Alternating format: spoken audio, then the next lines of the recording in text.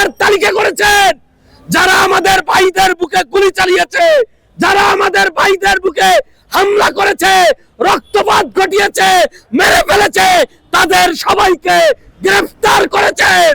তা না করে কিভাবে ভ্যাট বাড়ানোর সাহস পান? আমরা বলতে চাই, জনগণ আপনাদেরকে ক্ষমতায় বসিয়েছে, তার মানে এই নয় আপনারা যা খুশি তা করতে পারেন। আমরা বলতে চাই, এখনো আহতরা সুচিকিৎসা পায়নি, আপনার কি করে দুঃসাহস হয় জনগণের উপর ভ্যাট বাড়ানোর?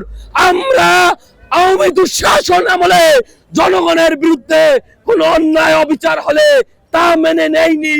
আপনারা কিভাবে বুঝলেন ফ্যাসিস্টকে ছড়িয়ে আপনাকে ক্ষমতায় বসিয়েছি বলে আপনার অবৈধ কথা, আপনার অবৈধ আইন মেনে নেব?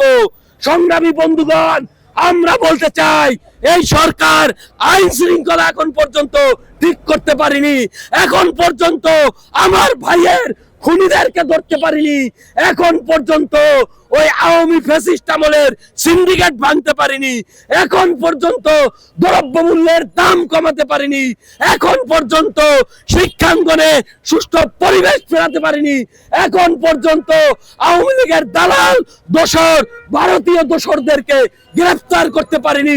আপনার কত বড় দুঃসাহস হয় এদেশের মেহনতি জনগণের উপর আপনি ভ্যাট বাড়ান? অবিলম্বে